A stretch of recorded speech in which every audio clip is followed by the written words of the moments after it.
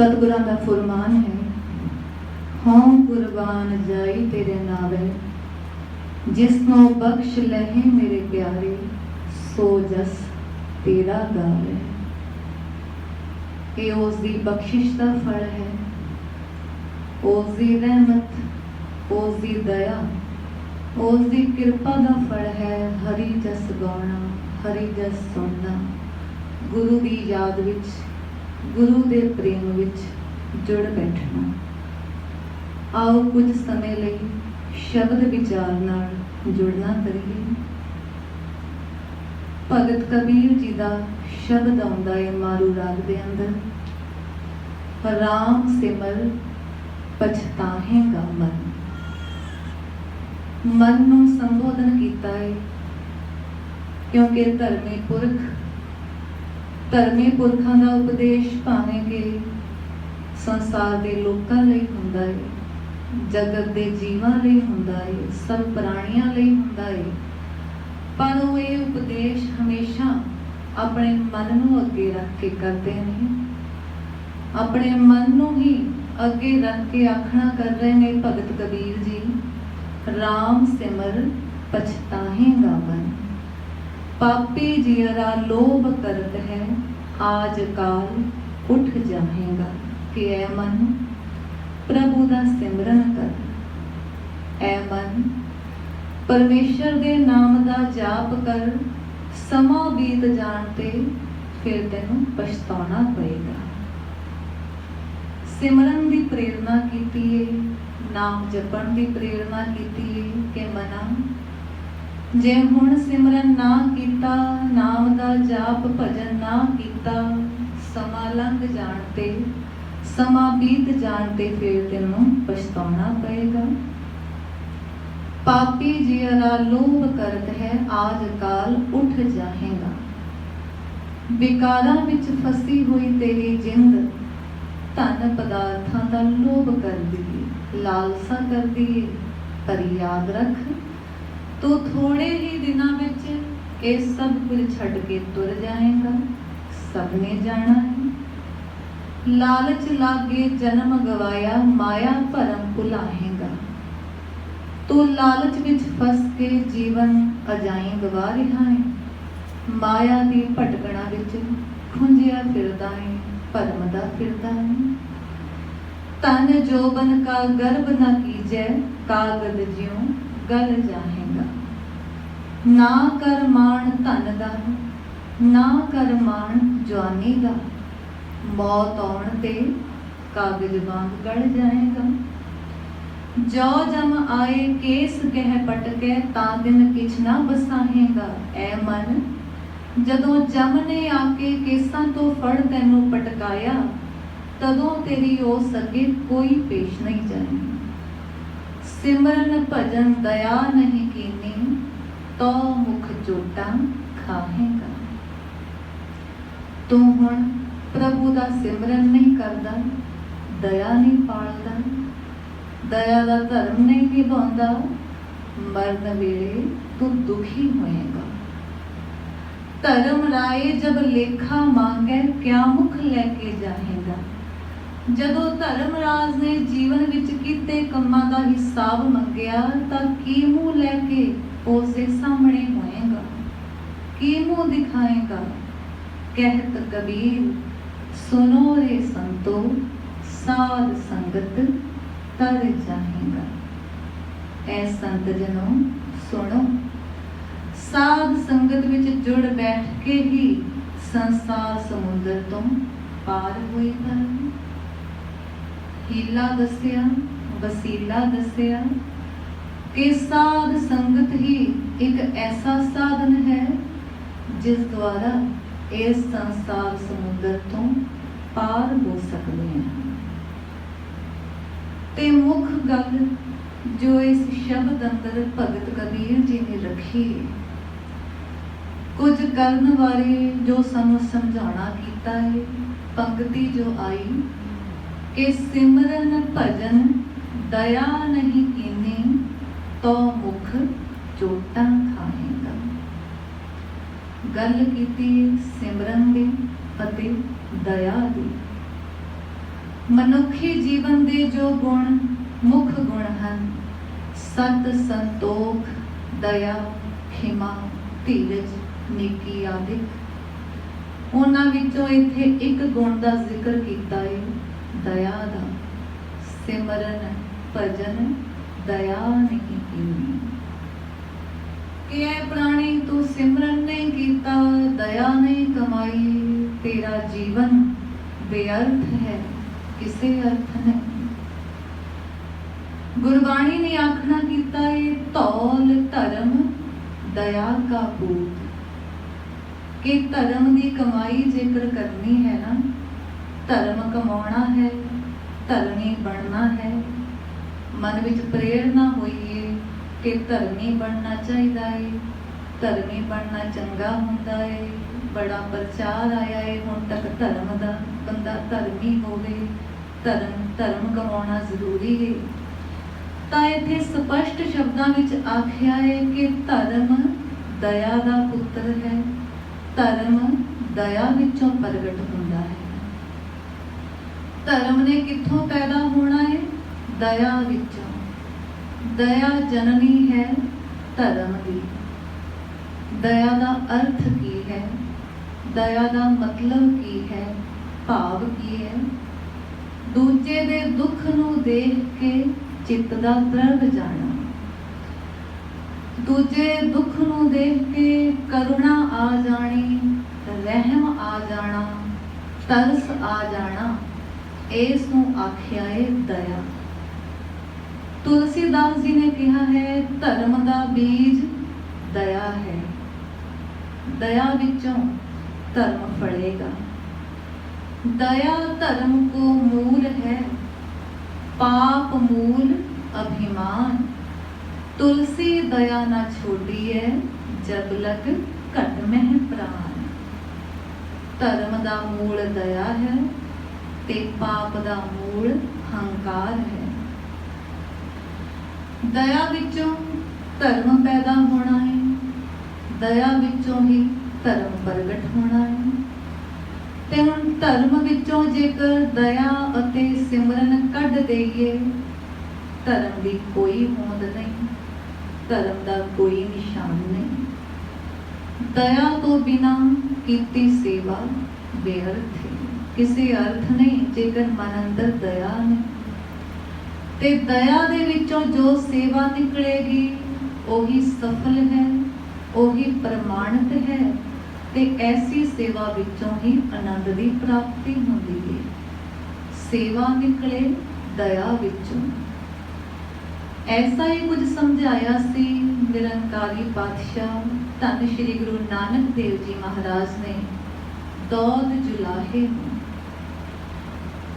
ਜਗਤ ਉਦਾਹਰਨ ਲਈ ਕੀਤੀਆਂ ਉਦਾਸੀਆਂ ਦੇ ਦੌਰਾਨ ਜਗਤ ਪਿਤਾ ਇੱਕ ਜਗ੍ਹਾ ਵਿਰਾਜਮਾਨ ਨੇ, ਸੰਗਤ ਜੁੜੀ ਬੈਠੀ ਹੈ। ਕਹਿੰਦੇ ਹਨ ਕਿ ਉੱਥੋਂ ਦਾ ਵਸਨੀਕ ਦੌਦ ਜੁਲਾਹਾ ਸਤਿਗੁਰਾਂ ਦੇ ਦਰਸ਼ਨਾਂ ਨੂੰ ਆਇਆ ਹੈ, ਧੰਨ ਸ਼੍ਰੀ ਗੁਰੂ ਨਾਨਕ ਦੇਵ ਜੀ ਮਹਾਰਾਜ ਦੀ ਸ਼ਰਨ ਵਿੱਚ ਆਇਆ ਹੈ ਤੇ ਸਤਿਗੁਰਾਂ ਦੀ ਭੇਂਟ ਕਰਨ ਲਈ ਇੱਕ ਕੀਮਤੀ ਦੁਸ਼ਾਲਾ ਲੈ ਕੇ ਆਇਆ ਹੈ। ਉਸ ਦਾ ਇੱਕ ਕਾਰੋਬਾਰ ਸੀ, ਕੰਮਕਾਰ ਸੀ, ਤਾਂ ਬੜਾ ਹੀ ਕੀਮਤੀ ਦੁਸ਼ਾਲਾ ਤਿਆਰ ਕਰਕੇ ਭੇਂਟ ਕਰਨ ਲਈ ਲੈ ਕੇ ਆਇਆ ਹੈ ਸਤਿਗੁਰਾਂ ਨੂੰ। ਮਨ ਵਿੱਚ ਚਾਉ ਹੈ, ਉਮੰਗ ਹੈ ਕਿ ਸੋਹਣਾ ਦੁਸ਼ਾਲਾ ਸਤਿਗੁਰਾਂ ਨੂੰ ਭੇਂਟ ਕਰਾਂਗਾ, ਸਤਿਗੁਰੂ ਪ੍ਰਸੰਨ ਹੋਣਗੇ, ਸਤਿਗੁਰੂ ਇਸ ਦੁਸ਼ਾਲੇ ਨੂੰ ਆਪਣੇ ਅੰਗ ਨਾਲ ਲਾਉਣਗੇ, ਅੰਗੀਕਾਰ ਕਰਨਗੇ, ਮੈਨੂੰ ਖੁਸ਼ੀ ਪ੍ਰਾਪਤ ਹੋਏਗੀ ਕਿਉਂਕਿ ਸਤਿਗੁਰਾਂ ਨੂੰ ਪਸੰਦ ਆਏਗਾ, ਸਤਿਗੁਰਾਂ ਨੂੰ ਇਹ ਪ੍ਰਮਾਣ ਹੋਏਗਾ ਦੁਸ਼ਾਲਾ। ਤਾਂ ਐਸੀ ਚਾਹ, ਐਸੀ ਕਾਮਨਾ, ਐਸੀ ਇੱਛਾ ਰੱਖ ਕੇ ਦੌਦ ਜੁਲਾਹਾ ਕੀਮਤੀ ਦੁਸ਼ਾਲਾ ਲੈ ਕੇ ਆਇਆ ਸਤਿਗੁਰਾਂ ਦੀ ਸ਼ਰਨ ਵਿੱਚ, ਮੱਥਾ ਟੇਕਿਆ, ਦੁਸ਼ਾਲਾ ਭੇਂਟ ਕੀਤਾ। ਤਾਂ ਸਤਿਗੁਰਾਂ ਨੇ ਉਸ ਸਮੇਂ ਕੋਲ ਬੈਠੇ ਭਾਈ ਮਰਦਾਨਾ ਜੀ ਨੂੰ ਆਖਿਆ ਕਿ ਮਰਦਾਨਾ ਜੀ ਇਹ ਦੁਸ਼ਾਲਾ ਲਵੋ। ਤੇ ਉੱਥੇ ਸਾਹਮਣੇ ਨੇੜੇ ਹੀ ਝਾੜੀਆਂ ਵਿੱਚ ਇੱਕ ਕੁੱਤੀ ਸੂਈ ਹੈ, ਉਸਦੇ ਛੋਟੇ ਛੋਟੇ ਕਤੂਰੇ ਹਨ। ਸੋ ਠੰਡ ਦਾ ਮੌਸਮ ਹੈ, ਇਹ ਦੁਸ਼ਾਲਾ दुशाला उन्हां दे दुआले दे आओ। ਉਹ ਦੌਦ ਜੁਲਾਹਾ बैठा देख सुन रहा सब कुछ। मर्दाना जी ने हुक्म निभाया, सतगुरां पासों दुशाला फड़िया ते उस कुत्ती अते उसदे कतूरियां दे उपर दुशाला दे आया। तां ऐने समय अंदर दौद जुलाहे दे मन अंदर बड़े ख्याल उठे। जो हुण तक मन अंदर चाओ सी, बड़ा खेड़ा सी, बड़ा उत्साह सी कि मेरा कीमती दुशाला है, सोहनी भेंट लैके सतगुरु खुश होणगे, सतगुरां नूं इह चंगा लगेगा तां मैनूं भी खुशी मिलेगी। तां दौद जुलाहे दे मन अंदर हुण निराशा बन गई है। उत्साह की जगह ते निराशा आ गई, बड़ा झोरा आ गया ते रोस भी पैदा हो गया मन अंदर कि ये की कीता सतगुरां ने, मेरी इन्नी कीमती वस्त कुत्तियां दे उपर पा दित्ती, इन्हां जीवां दे उपर पा दित्ती, मेरी ते सेवा बेअर्थ चली गई। कोई कीमत ना पाई सतगुरां ने ते इस कीमती सोहणे दुशाले दी। बड़ा रोस, बड़ी निराशा, बड़ा झोरा चल रहा है दौद जुलाहे दे अंदर।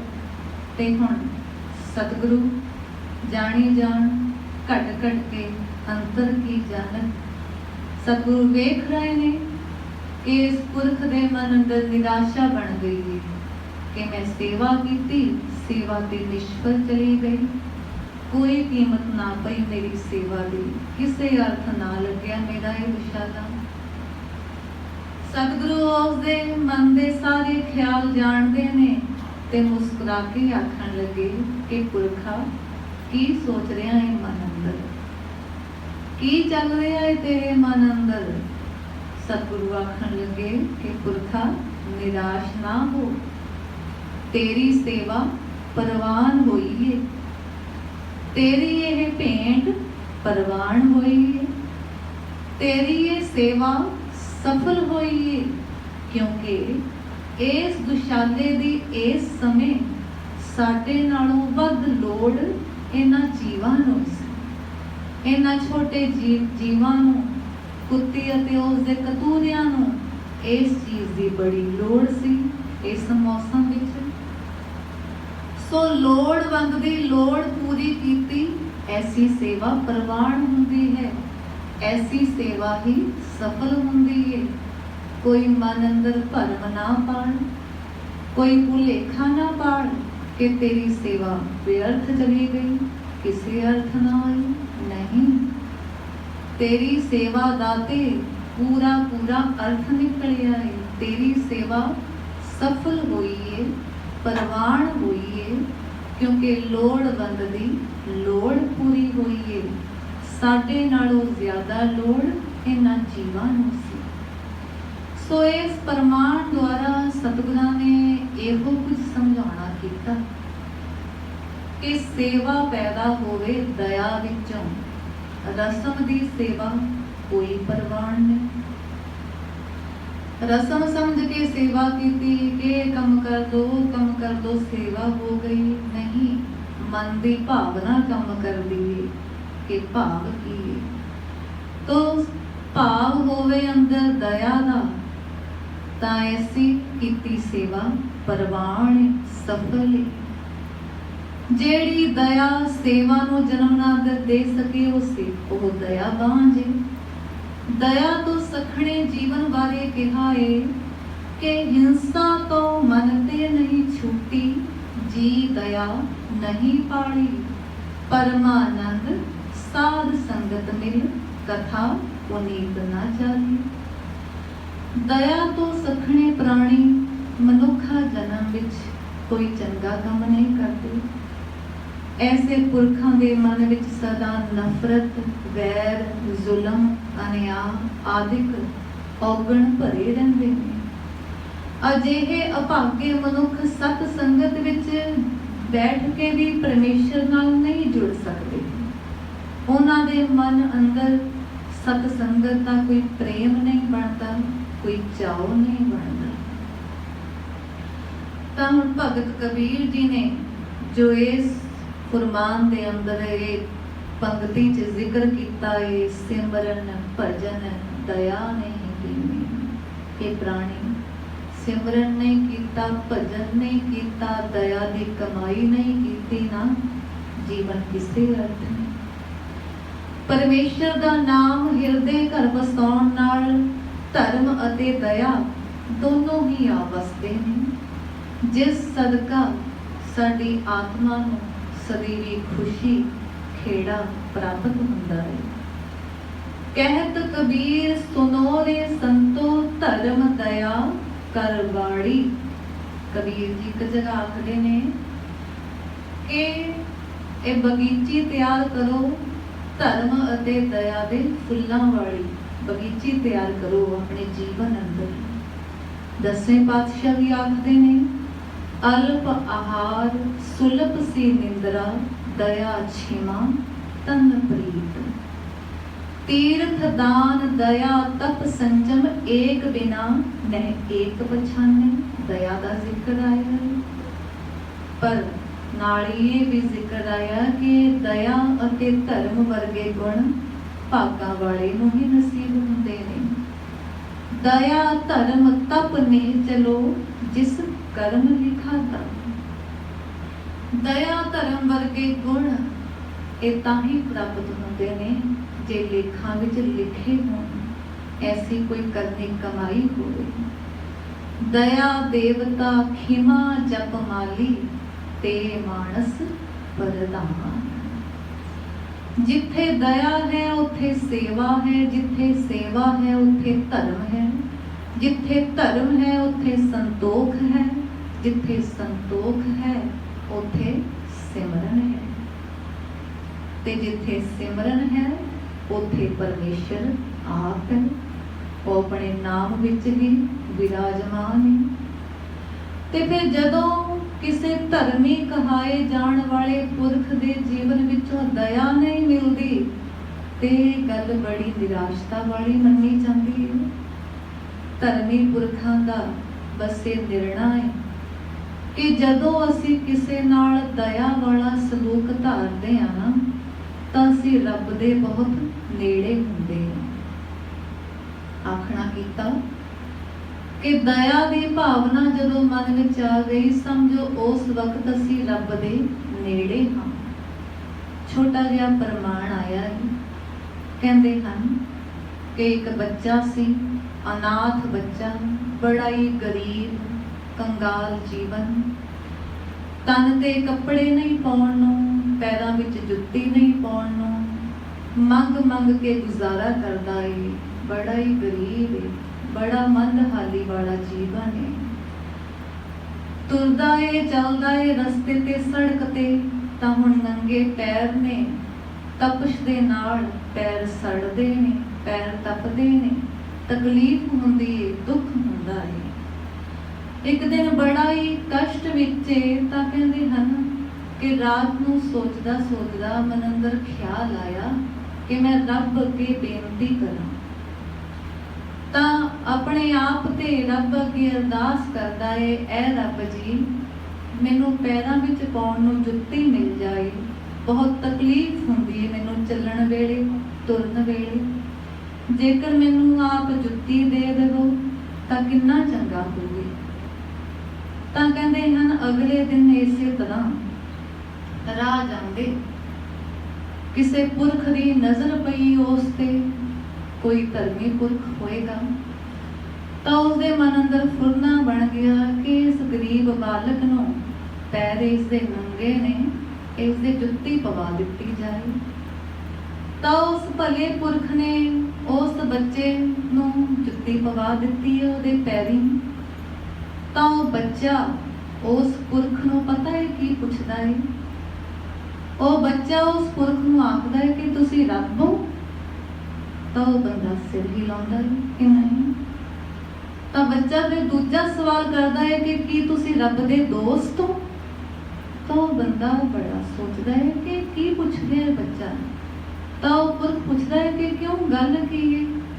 तो बच्चा आखदा है कि रात में रब जी नूं अरदास कीती सी, बेनती कीती सी कि मैनूं जुत्ती दे दिओ, ते फिर मैनूं पता है कि उन्हां ने ਦਿੱਤੀ ਹੋਣੀ ਹੈ। ਜੇ ਤੁਸੀਂ ਰੱਬ ਦੇ ਦੋਸਤ ਹੋ ਤਾਂ ਫਿਰ ਉਹਨਾਂ ਨੇ ਤੁਹਾਨੂੰ ਕਿਹਾ ਹੋਣਾ ਹੈ ਕਿ ਮੈਨੂੰ ਜੁੱਤੀ ਦੇ ਦੇਵੋ। ਤਾਂ ਹੁਣ ਉਹ ਪੁਰਖ ਤੇ ਚੁੱਪਚਾਪ ਉੱਥੋਂ ਤੁਰ ਗਿਆ, ਪਰ ਮਨ ਹੀ ਮਨ ਸੋਚਦਾ ਹੈ ਕਿ ਕੀ ਰੱਬ ਦਾ ਦੋਸਤ ਬਣਨਾ ਇੰਨਾ ਸੌਖਾ ਹੈ। ਮਨ ਅੰਦਰ ਵਿਚਾਰ ਕਰਦਾ ਹੈ ਕਿ ਕੀ ਰੱਬ ਦਾ ਦੋਸਤ ਬਣਨਾ ਇੰਨਾ ਸੌਖਾ ਹੈ। ਕਿਹਦਾ ਸਿੱਧਾ ਹੈ ਕਿ ਕਿਸੇ ਦਾ ਭਲਾ ਕਰੋ ਤਾਂ ਸਮਝਿਆ ਜਾਵੇਗਾ ਕਿ ਤੁਸੀਂ ਰੱਬ ਦੇ ਦੋਸਤ ਹੋ। ਕਿਸੇ ਦੀ ਲੋੜ ਪੂਰੀ ਕਰੋ, ਕਿਸੇ ਦੀ ਮਦਦ ਕਰਦੇ ਹੋ, ਕਿਸੇ ਦੀ ਸੇਵਾ ਕਰਦੇ ਹੋ, ਕਿਸੇ ਦੇ ਕੰਮ ਆ ਜਾਓ ਤੇ ਸਮਝਿਆ ਜਾਵੇਗਾ ਕਿ ਤੁਸੀਂ ਰੱਬ ਦੇ ਦੋਸਤ ਹੋ। ਖਿਆਲ ਆ ਰਿਹਾ ਹੈ ਉਸ ਦੇ ਮਨ ਅੰਦਰ ਕਿ ਰੱਬ ਦਾ ਦੋਸਤ ਬਣਨਾ ਕੀ ਇੰਨਾ ਸੌਖਾ ਹੈ ਕਿ ਉਸ ਬੱਚੇ ਨੇ ਝੱਟ ਹੀ ਆਖ ਦਿੱਤਾ ਕਿ ਤੁਸੀਂ ਫਿਰ ਰੱਬ ਦੇ ਦੋਸਤ ਹੋਵੋਗੇ, ਕਿਉਂਕਿ ਮੈਂ ਰੱਬ ਨੂੰ ਹੀ ਕਿਹਾ ਸੀ ਕਿ ਮੈਨੂੰ ਜੁੱਤੀ ਦੀ ਲੋੜ ਹੈ। ਤਾਂ ਹੁਣ ਇਹੋ ਧਰਮੀ ਪੁਰਖ ਸਮਝਾ ਰਹੇ ਨੇ ਕਿ ਦਇਆ ਜਦੋਂ ਕਮਾਉਂਦੇ ਹਾਂ ਤਾਂ ਰੱਬ ਦੇ ਬਹੁਤ ਨੇੜੇ ਹੁੰਦੇ ਹਾਂ। ਅੱਗੇ ਆਖਿਆ ਕਿ ਦਇਆ ਦੀ ਭਾਵਨਾ ਮਨੁੱਖਤਾ ਦਾ ਸ਼ਿੰਗਾਰ ਹੈ। ਉਹ ਹੀ ਹੱਥ ਸ਼ਿੰਗਾਰੇ ਹੋਏ ਹੁੰਦੇ ਹਨ ਜਿਨ੍ਹਾਂ ਵਿੱਚ ਦਇਆ ਦੇ ਗਹਿਣੇ ਪਾਏ ਹੁੰਦੇ ਹਨ। ਸੋਨੇ ਚਾਂਦੀ ਦੇ ਗਹਿਣੇ ਤਾਂ ਬਹੁਤ ਵਾਰੀ ਕਿਸੇ ਦਾ ਹੱਕ ਖੋ ਕੇ ਹੀ ਪਾਏ ਜਾਂਦੇ ਨੇ, ਪਰ ਦਇਆ ਦਾ ਗਹਿਣਾ ਪਾਉਣ ਲਈ ਤੇ ਕਈ ਵਾਰੀ ਆਪਣਾ ਹੱਕ ਗਵਾਉਣਾ ਵੀ ਪੈਂਦਾ ਹੈ, ਨਿਛਾਵਰ ਕਰਨਾ ਪੈ ਜਾਂਦਾ ਹੈ। ਸੱਚੀ ਵਿਚਾਰ ਇਹੋ ਹੈ ਕਿ ਸਾਰੀ ਖਲਕ ਦਾ ਦੁੱਖ ਵੀ ਸੁੱਖ ਵੀ ਆਪਣਾ ਮਹਿਸੂਸ ਕਰੇ। ਅਜਿਹਾ ਧਰਮੀ ਹੀ ਰੱਬ ਦੀ ਨਜ਼ਰ ਵਿੱਚ ਸੱਚਾ ਧਰਮੀ ਹੁੰਦਾ ਹੈ, ਕਿਉਂਕਿ ਸਾਰੀ ਖਲਕਤ ਵਿੱਚ ਉਹ ਹੀ ਤਾਂ ਵਸ ਰਿਹਾ ਹੈ। ਖਾਲਕ ਖਲਕ, ਖਲਕ ਮਹਿ ਖਾਲਕ, ਪੂਰ ਰਹਿਓ ਸਰਬ ਠਾਈ। ਸਭ ਮੈਂ ਸੱਚਾ ਏਕੋ ਸੋਈ, ਤਿਸਕਾ ਕੀਆ ਸਭ ਕਛ ਹੋਈ। ਭਾਈ ਨੰਦ ਲਾਲ ਜੀ ਵੀ ਆਖਦੇ ਨੇ, ਕਦਰ ਮੁਤਲਕ ਬ ਕੁਦਰਤ ਜ਼ਾਹਰ ਅਸਤ, ਦਰਮਿਆਨ ਕੁਦਰਤ ਖੁਦ ਕਾਦਰ ਅਸਤ। ਭਾਵ ਕਿ ਉਹ ਅਦੁੱਤੀ ਕਰਤਾਰ ਆਪਣੀ ਕੁਦਰਤ ਵਿੱਚੋਂ ਪ੍ਰਗਟ ਹੈ। ਉਹ ਕੁਦਰਤ ਵਿੱਚ ਆਪ ਹੀ ਬੈਠਾ ਹੋਇਆ ਹੈ। ਭਾਈ ਗੁਰਦਾਸ ਜੀ ਇੱਕ ਕਵਿਤ ਅੰਦਰ ਦਇਆ ਦੀ ਵਿਚਾਰ ਬਖਸ਼ਿਸ਼ ਕਰ ਰਹੇ ਨੇ ਕਿ ਜਿਵੇਂ ਕੋਈ ਰੋਗੀ ਬਹੁਤ ਪੀੜਤ ਹੋਵੇ, ਬਹੁਤ ਦੁਖੀ ਹੈ ਕੋਈ ਰੋਗੀ, ਵੈਦ ਉਸ ਕੋਲ ਚੱਲ ਕੇ ਆਵੇ, ਉਸ ਕੋਲੋਂ ਸਾਰੇ ਖਾਧੇ ਪੀਤੇ ਦੀ ਜਾਣਕਾਰੀ ਲੈ ਕੇ, ਹੁਣ ਜੋ ਉਸਨੇ ਭੁੱਲ ਭੁਲੇਖੇ ਕੋਈ ਗਲਤ ਖਾ ਲਿਆ, ਗਲਤ ਰਹਿਤ ਧਾਰ ਲਈ, ਖਾਧੇ ਪੀਤੇ ਦੀ ਜਾਣਕਾਰੀ ਲੈ ਕੇ ਉਸ ਦੀ ਕਿਸੇ ਵੀ ਭੁੱਲ ਨੂੰ ਨਾ ਚਿਤਾਰ ਕੇ ਦਵਾਈ ਦੇ ਕੇ ਉਸ ਦਾ ਰੋਗ, ਉਸ ਦਾ ਦੁੱਖ ਦੂਰ ਕਰ ਦਿੰਦਾ ਹੈ। ਜਿਵੇਂ ਬੱਚੇ ਨੂੰ ਮਾਤਾ ਪਿਤਾ ਚੰਗੀ ਤਰ੍ਹਾਂ ਖਵਾਉਂਦੇ ਪਿਆਉਂਦੇ ਹਨ, ਅਨੇਕ ਤਰੀਕਿਆਂ ਨਾਲ ਪਿਆਰ ਲਾਡ ਲੜਾਉਂਦੇ ਨੇ, ਹਰ ਤਰ੍ਹਾਂ ਦੀ ਉਦਾਸੀ ਦੂਰ ਕਰਦੇ ਨੇ, ਬੱਚੇ ਨੂੰ ਖੁਸ਼ੀ ਦੀ ਬਖਸ਼ਿਸ਼ ਕਰਦੇ ਨੇ। ਜਿਵੇਂ ਕੋਈ ਸੁਹਾਗਵਤੀ ਇਸਤਰੀ ਆਪਣੇ ਪਤੀ ਦੇ ਪਿਆਰ ਵਿੱਚ ਬੇਬਲ ਹੋਈ ਹੈ, ਜਿਸ ਲਈ ਪਤੀ ਦਾ ਵਿਛੋੜਾ ਦੁੱਖ ਬਣਿਆ ਹੈ, ਤੇ ਪਤੀ ਜਦੋਂ ਦੂਰੀ ਖਤਮ ਕਰਕੇ ਆ ਮਿਲਦਾ ਹੈ ਤਾਂ ਸਾਰੀ ਜੁਦਾਈ ਵਾਲੇ ਦੁੱਖੜੇ ਦੂਰ ਕਰ ਦਿੰਦਾ ਹੈ। ਇਹ ਤਿੰਨ ਉਦਾਹਰਨਾਂ ਲਈਆਂ ਭਾਈ ਗੁਰਦਾਸ ਜੀ ਨੇ ਕਿ ਜਿਵੇਂ ਵੈਦ ਮਰੀਜ਼ ਦਾ ਦੁੱਖ ਦੂਰ ਕਰ ਦਿੰਦਾ ਹੈ, ਮਾਤਾ ਪਿਤਾ ਬੱਚੇ ਦੇ ਦੁੱਖ ਦੂਰ ਕਰਦੇ ਨੇ, ਪਤੀ ਇਸਤਰੀ ਦੀ ਉਡੀਕ ਦਾ ਦੁੱਖ ਦੂਰ ਕਰ ਦਿੰਦਾ ਹੈ, ਉਸ ਨੂੰ ਮਿਲਾਪ ਦਾ ਖੇੜਾ ਬਖਸ਼ ਦਿੰਦਾ ਹੈ। ਇਸੇ ਤਰ੍ਹਾਂ ਦਿਆਲੂ ਗੁਰੂ ਅਤੇ ਉਸ ਦੇ ਦਇਆਵਾਨ ਸਿੱਖ ਸੰਸਾਰ ਦੇ ਜੀਵਾਂ ਤੇ ਦਇਆ ਕਰਦੇ ਨੇ। ਦਇਆ ਕਰਕੇ ਉਹਨਾਂ ਦੇ ਦੁੱਖ ਦੂਰ ਕਰਦੇ ਨੇ, ਚਾਹੇ ਤਨ ਦੇ, ਚਾਹੇ ਮਨ ਦੇ, ਚਾਹੇ ਧਨ ਦੇ। ਧਰਮੀ ਪੁਰਖ ਦਾ ਹਿਰਦਾ ਪਰਮੇਸ਼ਰ ਦੀ ਕਿਰਪਾ ਨਾਲ ਦਇਆ ਨਾਲ ਭਰਿਆ ਹੁੰਦਾ ਹੈ ਤੇ ਦਇਆ ਦੀ ਪ੍ਰਤੱਖ ਮਿਸਾਲ ਜਗਤ ਜਲੰਦੇ ਨੂੰ ਠਾਰਨ ਲਈ ਗੁਰੂ ਨਾਨਕ ਪਾਤਸ਼ਾਹ ਨੇ 4 ਉਦਾਸੀਆਂ ਕੀਤੀਆਂ। बाबा देखे ध्यान धर, जलती सब पृथ्वी दिस आई। सतगुਰਾਂ ਦਾ कोई निजी मसला नहीं सी, कोई निजी मसला नहीं सी, ना उदासियां ते ना यात्रावां ते जाण दा कोई अपना काम नहीं सी उन्हां दा। माता पिता नूं छड्ड के, पत्नी निकड़े निकड़े बालां नूं छड्ड के दूजियां दी सार लैण लई चल पए जगत गुरु धन श्री गुरु नानक देव जी। बाबा देखे ध्यान धर, जलती सब पृथ्वी दिस आई। बाजो गुरु गुबार है कर दी सुनी लुकाई। दुख दिखाई दिते लुकाई दे, ते उन्हां नूं दुखां नूं दूर करन लई तुरे ने दयावान सतगुरु नानक देव जी। घरदियां दा अपणियां दा मोह त्याग के बेगानियां नूं भी अपणियां दा एहसास करवाया सतगुरां ने। ते फिर दुखिया चाहे कैसा भी समाज दा सताया होया, विकारां दे बस भटके होए, कोई हौमे दे दीर्घ रोग दे सताए होए, कोई दुनी चंद वर्गे लोभ मोह दे सताए होए, जीवन दा सच्चा सुच्चा राह छड्ड के कुराहे पए लोकां दे दुख दूर करन तुरे ने दया दे सागर धन श्री गुरु नानक देव जी महाराज। मन अंदर दया है ताही ते जीवा दे दुख दूर करन तुरे ने। ब्राह्मण वीर नूं आख्या दया दी कपा दा जनेऊ पाओ, भाव जनेऊ पाके दया धारण करो।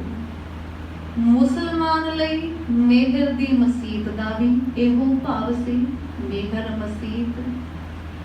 जोगी नूं कहा रब्बी ज्ञान दे भंडारे नूं वंडण लगिया दया नाल वरताउणा है। गल की हर फिरके नूं दया समझ आई, क्योंकि दया धर्म को मूल है। तौल धर्म दया का पूत। धनी राम चापरिक दे बोल हन, रब्बी सिफत रहम दे चशम वह तेरी वडियाई। जग होम इशनान ध्यान ने एड़क तैथों पाई। खोटे खरे खरूदी खल नूं बख्शिश दे दर खोले। कर्म धर्म सब थोथे ताई, दया न जिस मन आई। जिस मन विच दया नहीं आई, कर्म धर्म सब थोथे ने। छेवें पातशाह जी दे जीवन दी दया दी अदुੱਤੀ मिसाल सामने है।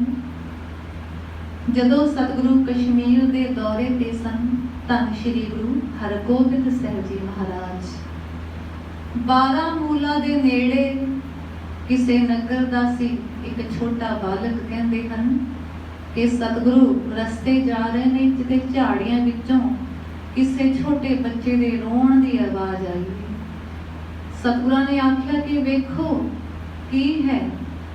तां सिख आखदे ने कि सच्चे पातशाह एक छोटा नवजात बच्चा है, उस दे मूंह विच दंद हन, बड़ा ही पुथरा है। तां सतगुरु आखण लगे कि चुक लियाओ।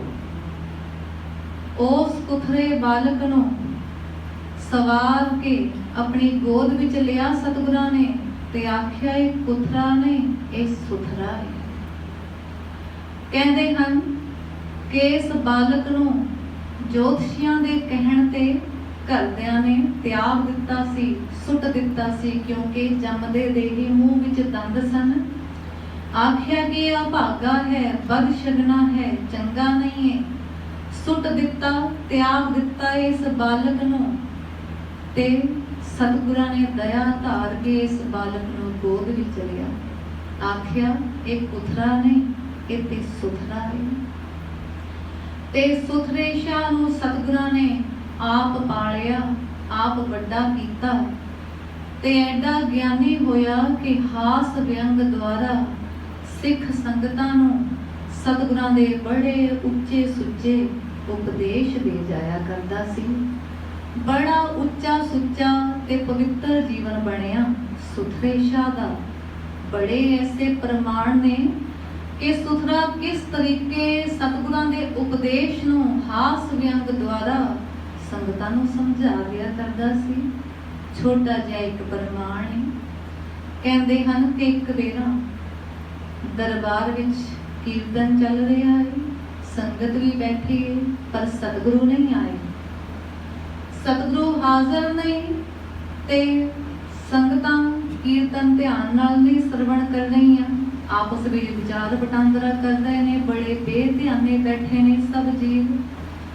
ते जो कीर्तनीय कीर्तन कर रहे ने वो भी बड़े बेध्याने जे होके कर रहे ने, एकाग्र होके नहीं कर रहे, सुरत जोड़ के नहीं कर रहे, सब पासे बेध्यानी है। ता सुथरे शाह दरबार अंदर आया, खड़ा होया, उच्ची देने बोलिया कि पहला मेरी गल सुनो। सारे वेखण लग पे कि की आखेगा। तां आखदा है कि फिट्टे मूंह गाउण वालियां दे, फिट्टे मूंह सुनन वालियां दे। ऐना आखिया ते दौड़ गया।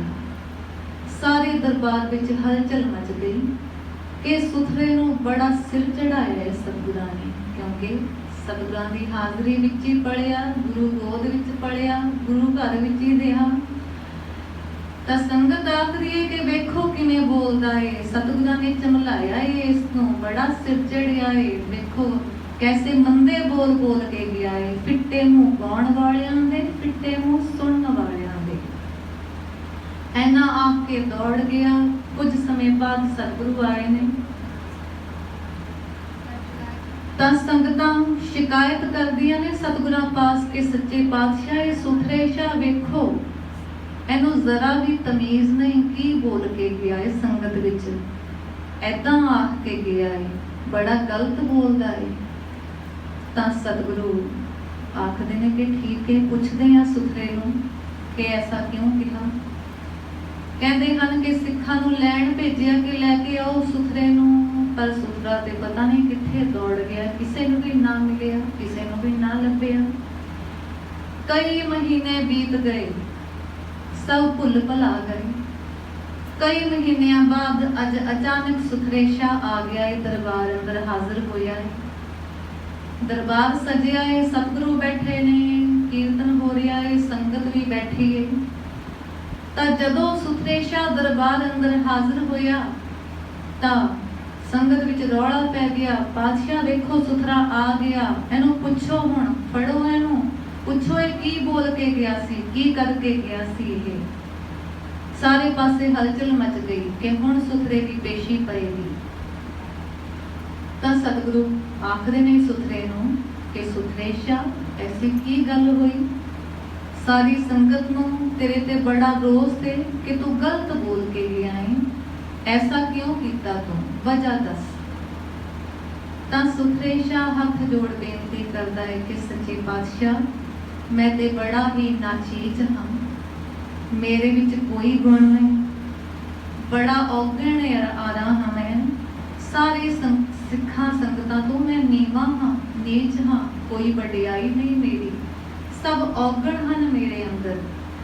पर पातशाह आखदे ने कि ठीक है, दस तेरे ते जो इल्जाम लगे ने कि तू इस तरह गलत बोल बोल के गया है। तां सुथरे शाह आखदा है कि सच्चे पातशाह पहला इन्हां नूं पुछो कि जदों मैं ऐदां बोलिया, फिट्टे मूंह गाउण वालियां दे, फिट्टे मूंह सुनन वालियां दे, ये लफ्ज़ बोले, उदों शब्द किहड़ा चल रहा सी, कीर्तन चल रहा सी ना। इन्हां नूं पुछो कि उदों शब्द किहड़ा चल रहा सी। तां सतगुरु पुछदे ने कि दसो भाई, जदों सुथरे ने ये बोल बोले तां गुरबाणी दे किहड़े बोल चल रहे सन। तां सब चुप ने, किसी नूं याद नहीं आ रहा। तां पुछदे ने पातशाह कि बोलो भाई दसो। तां सारे आखदे ने एक सुर होके कि पातशाह इन्ने महीने हो गए, इन्नी देर हो गई, याद थोड़ी रहिंदा है कि उस वक्त किहड़ा शब्द चल रहा सी। कीर्तनियां नूं भी नहीं याद कि किहड़ा शब्द चल रहा सी जदों सुथरे ने ये बोल बोले, किसी नूं याद ना आवे। अपना पक्ष रखते ने कि पातशाह बहुत देर हो गई, बड़ा चिर हो गया, नहीं याद रहिंदा। ਤਾਂ ਸੁੱਖੇ ਸ਼ਾਹ ਹੱਥ ਜੋੜ ਬੇਨਤੀ ਕਰਦਾ ਹੈ ਕਿ ਪਾਤਸ਼ਾਹ ਵੇਖੋ, ਤੁਹਾਡੇ ਬੋਲਾਂ ਨਾਲੋਂ, ਗੁਰੂ ਦੀ ਬਾਣੀ ਨਾਲੋਂ ਇਹਨਾਂ ਨੇ ਮੇਰੇ ਬੋਲਾਂ ਨੂੰ ਜ਼ਿਆਦਾ ਮਹਾਨਤਾ ਦਿੱਤੀ। ਮੇਰੇ ਮਹੀਨਿਆਂ ਪਹਿਲਾਂ ਬੋਲੇ ਬੋਲ ਤੇ ਇਹਨਾਂ ਨੂੰ ਹੁਣ ਤੱਕ ਯਾਦ ਨਹੀਂ, ਪਰ ਪਾਤਸ਼ਾਹ ਉਦੋਂ ਬਾਣੀ ਕਿਹੜੀ ਚੱਲ ਰਹੀ ਸੀ, ਗੁਰੂ ਦੇ ਕਿਹੜੇ ਵਚਨ ਚੱਲ ਰਹੇ ਸਨ, ਕਿਸੇ ਨੂੰ ਯਾਦ ਨਹੀਂ। ਪਾਤਸ਼ਾਹ ਇਹਨਾਂ ਨੇ ਤੇ ਗੁਰੂ ਦੀ ਬਾਣੀ ਨਾਲੋਂ, ਗੁਰੂ ਦੇ ਵਚਨਾਂ ਨਾਲੋਂ ਫਿਰ ਮੇਰੇ ਬੋਲਾਂ ਨੂੰ ਹੀ ਉੱਤਮ ਜਾਣਿਆ ਨਾ। ਤਾਂ ਪਾਤਸ਼ਾਹ ਇਸ ਲਈ ਮੈਂ ਇਹਨਾਂ ਨੂੰ ਐਸਾ ਆਖਿਆ ਸੀ ਕਿ ਇਹਨਾਂ ਦਾ ਗੁਰੂ ਦੇ ਬੋਲਾਂ ਵੱਲ ਕੋਈ ਧਿਆਨ ਨਹੀਂ, ਇਹਨਾਂ ਦਾ ਗੁਰੂ ਦੇ ਸ਼ਬਦਾਂ ਵੱਲ ਕੋਈ ਧਿਆਨ ਨਹੀਂ। ਤਾਂ ਫਿਰ ਸਤਿਗੁਰੂ ਛੇਵੇਂ ਪਾਤਸ਼ਾਹ ਧੰਨ ਸ਼੍ਰੀ ਗੁਰੂ ਹਰਗੋਬਿੰਦ ਸਾਹਿਬ ਜੀ ਮਹਾਰਾਜ ਨੇ ਸਰਬੱਤ ਸੰਗਤਾਂ ਨੂੰ ਇਸ ਉੱਤਮ ਵਿਚਾਰ ਬਾਰੇ ਖੋਲ ਕੇ ਸੁਣਾਇਆ ਕਿ ਸੱਚੀ ਗੱਲ ਹੈ, ਸਾਡਾ ਸਭ ਦਾ ਸੁਭਾਅ ਇਹੀ ਹੈ। ਮੰਦੇ ਬੋਲ ਤੇ ਸਾਡੇ ਬਹੁਤ ਯਾਦ ਰਹਿ ਜਾਂਦੇ ਨੇ, ਪਰ ਗੁਰੂ ਦੇ ਬੋਲ, ਗੁਰੂ ਦੀ ਮੱਤ, ਗੁਰੂ ਦੀ ਸਿੱਖਿਆ ਅਸੀਂ ਬੜੀ ਜਲਦੀ ਭੁੱਲ ਜਾਂਦੇ ਹਾਂ। ਸੋ ਗੱਲ ਚੱਲ ਰਹੀ ਸੀ ਸੁਖਰੇ ਸ਼ਾਹ ਦੀ ਕਿ ਐਸੇ ਬੇਅੰਤ ਪ੍ਰਸੰਗ ਬਣੇ ਸੁਖਰੇ ਸ਼ਾਹ ਦੇ ਜੀਵਨ ਦੇ ਨਾਲ, ਜਦੋਂ ਸੁਖਰੇ ਸ਼ਾਹ ਨੇ ਗੁਰੂ ਦੇ ਉਪਦੇਸ਼ ਨੂੰ ਬੜੇ ਤਰੀਕੇ ਦੇ ਨਾਲ ਸੰਗਤਾਂ ਦੇ ਅੱਗੇ ਰੱਖਿਆ। ਪਰ ਇਹ ਸੁਖਰੇ ਸ਼ਾਹ ਉਸ ਦਾ ਐਡਾ ਮਹਾਨ ਜੀਵਨ ਕਦੋਂ ਬਣਿਆ, ਜਦੋਂ ਗੁਰੂ ਨੇ ਦਇਆ ਧਾਰ ਕੇ ਉਸ ਨੂੰ ਆਪਣੀ ਗੋਦ ਵਿੱਚ ਲਿਆ। ਜੇ ਸਤਿਗੁਰੂ ਦਇਆ ਨਾ ਧਾਰਦੇ ਉਸ ਪੁੱਤਰੇ ਬਾਲਕ ਤੇ, ਹੋਰ ਸੰਸਾਰੀਆਂ ਵਾਂਗ ਕਿਨਾਰਾ ਕਰ ਜਾਂਦੇ ਉਸ ਬਾਲਕ ਤੋਂ, ਤਾਂ ਸੁਖਰੇ ਸ਼ਾਹ ਦੀ ਕੋਈ ਹੋਂਦ ਨਾ ਹੁੰਦੀ। ਇਸ ਜਗਤ ਅੰਦਰ ਦਇਆ ਸਦਾ ਸਵਾਰਦੀ ਹੈ। ਦਇਆ ਧਾਰੀ ਤਿਨ ਸਿਰਜਣਹਾਰੇ, ਜੀ ਜੰਤ ਸਗਲੇ ਪ੍ਰਤਪਾਰੇ। ਮਿਹਰਬਾਨ ਕਿਰਪਾਲ ਦਇਆਲਾ, ਸਗਲੇ ਤ੍ਰਿਪਤ ਅਘਾਈ ਜੀ। ਉਹ ਪਰਮੇਸ਼ਰ ਦਇਆ ਦਾ ਘਰ ਹੈ, ਉਹ ਗੁਰੂ ਦਇਆ ਦਾ ਸਾਗਰ ਹੈ। ਉਸ ਦੇ ਗੁਣ ਗਾ ਕੇ ਅਸੀਂ ਵੀ ਦਇਆ ਨੂੰ ਜੀਵਨ ਵਿੱਚ ਧਾਰਨ ਕਰਨਾ ਹੈ, ਕਿਉਂਕਿ ਦਇਆ ਧਰਮ ਕੋ ਮੂਲ ਹੈ। ਧਰਮੀ ਜੀਵਨ ਬਣਾਉਣਾ ਹੈ, ਧਰਮੀ ਕਹਾਉਣਾ ਹੈ, ਤਾਂ ਦਇਆ ਦਾ ਜੀਵਨ ਵਿੱਚ ਹੋਣਾ ਜ਼ਰੂਰੀ ਹੈ। ਪਾਤਸ਼ਾਹ ਕਿਰਪਾ ਕਰਨ, ਇਹ ਵਿਚਾਰ ਸਾਡੇ ਹਿਰਦੇ ਘਰ ਵਿੱਚ ਵਸੇ। ਗੁਰੂ ਦੀ ਵਿਚਾਰ ਇਸ ਨੂੰ ਹਿਰਦੇ ਅੰਦਰ ਧਾਰਨ ਕਰੀਏ, ਦ੍ਰਿੜ ਕਰੀਏ, ਤਾਂ ਜੋ ਸਾਡਾ ਜੀਵਨ ਵੀ ਐਸਾ ਬਣੇ ਕਿ ਗੁਰੂ ਦੀ ਖੁਸ਼ੀ ਸਾਨੂੰ ਪ੍ਰਾਪਤ ਹੋਏ। ਬੁਲਾਓ ਫਤਿਹ। ਵਾਹਿਗੁਰੂ ਜੀ ਕਾ ਖਾਲਸਾ, ਵਾਹਿਗੁਰੂ ਜੀ ਕੀ ਫਤਿਹ।